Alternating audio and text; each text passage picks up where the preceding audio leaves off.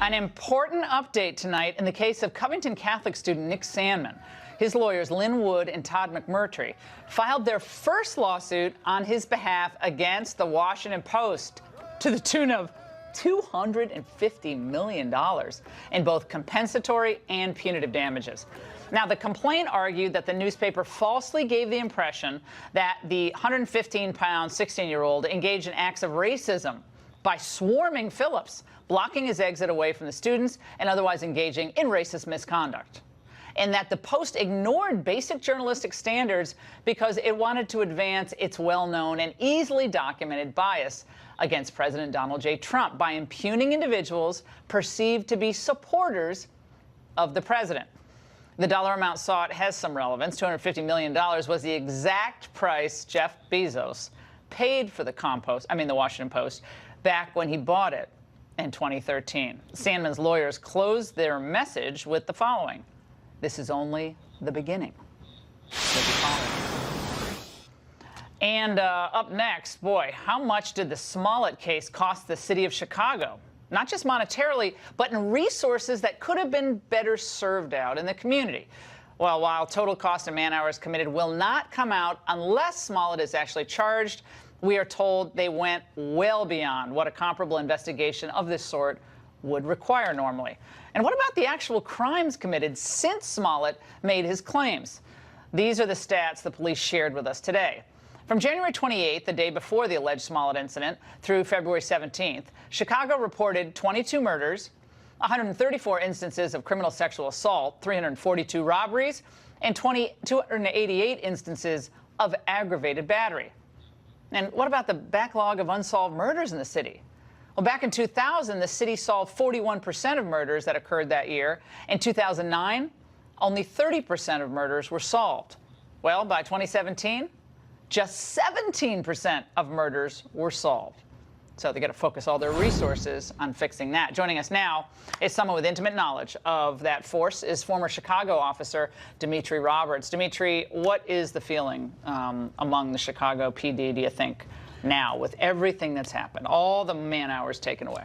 Well, I can tell you, as somebody who's been on those streets many a nights and worked similar cases, it's frustrating when you have a situation like this where, at a minimum, you would expect the victim to cooperate fully and willingly in such a high-profile case, and one that has brought national media attention, and that's just not happening. So the officers that I've spoke with are extremely frustrated with what's going on, but more so, as we've talked about, Laura, on several occasions, it's taking critical resources off the streets. Well, we're told that he's not cooperating with the police. His lawyer's like, well, he's being victimized by these allegations all over again. Kind of blaming the police. Yeah. He's not going to talk. How do they get him to talk? Well, Going to subpoena him? Well, I mean, it depends, but I don't know that they're going to waste additional resources with going through subpoenas and the judicial process to get him to talk further about what obviously at this point seems to be some false statements that have been made.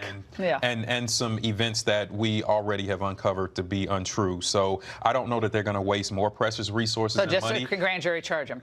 Well, Class 4 felony or nothing? They could do that, but in most cases, given the backlog of crimes and incidents that are going on in Chicago, unfortunately, this will probably fall by the wayside once it's out of the news cycle. Not something I agree with, but probably the facts about what's going to happen behind this case. Okay, that is outrageous. I would. But look at all the unsolved murders. I mean, you know, But people are going to keep doing these fake hoaxes. Let's hope if not. they can get away with it. If they can get away with what he seems to have done here. Wow.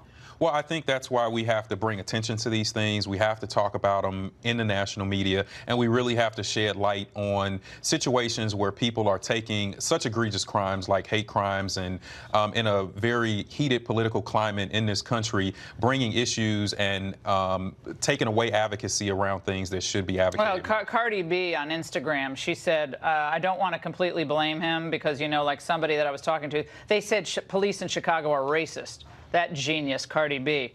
So they might probably try to frame him and make him look like he's a liar.